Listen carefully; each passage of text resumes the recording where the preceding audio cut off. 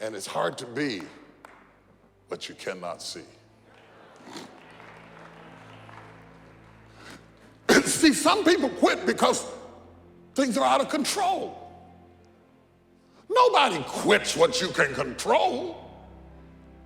But the moment you get in something where you don't get your way,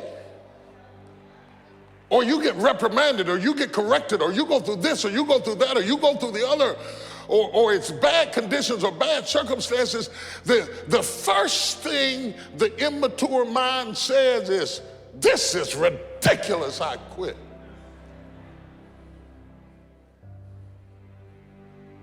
And it's a hard thing. See, when you come to church, we're always talking about sins of the flesh.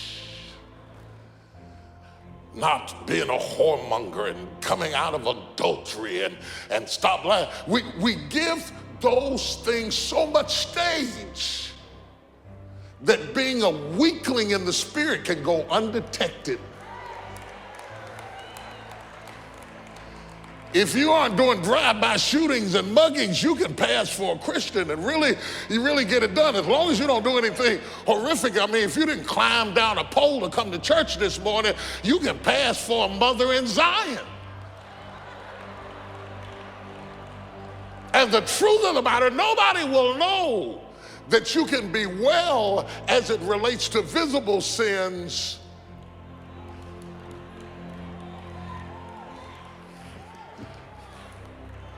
The Bible calls them sins of the spirit.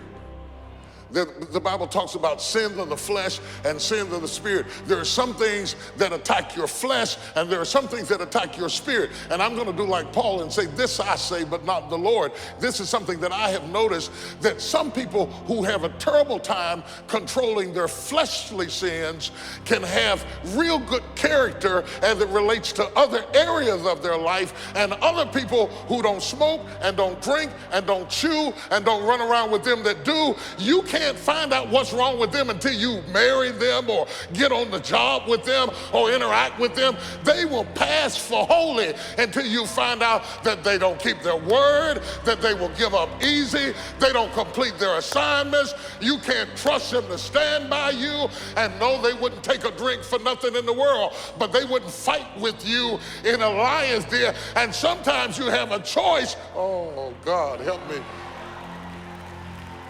You'd almost rather have the other person in a dogfight than to have somebody who is morally good and their character is so defective that you don't know what they're going to do from one moment to the next.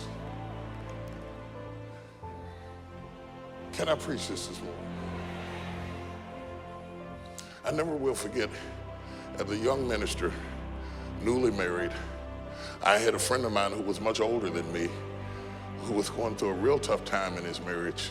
And I didn't even support or believe in, for that matter, divorce at that time. But his marriage got so bad, I told him, you ought to get out.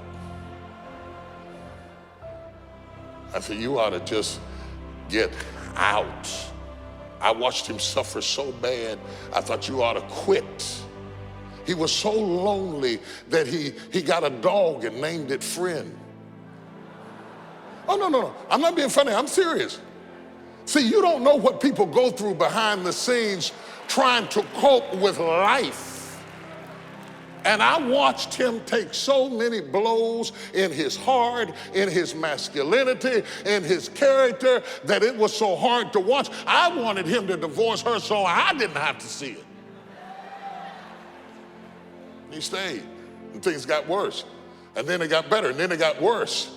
And then sickness came in, and then it got really bad. Throwing up on him, urinating on him, cleaning her up. You see, you can go through stuff and never know what's going to happen down the road or who you're going to need. My mother used to say, you never know who's going to have to pass you your last glass of water. And he stuck it out to the end. I mean, to the end. And I was at the funeral, listening at him scream and cry over a person who I knew had broken his heart into pieces over and over again. And yet there was some bond between them deeper than what my young eyes could see. And I remember thinking, you finished. I had never seen it before. You finished. You went all the way to the end. Better and worse, and sickness and health, and richer and poor. You went through all of that stuff, all the way to the end. It was amazing to see somebody who finished.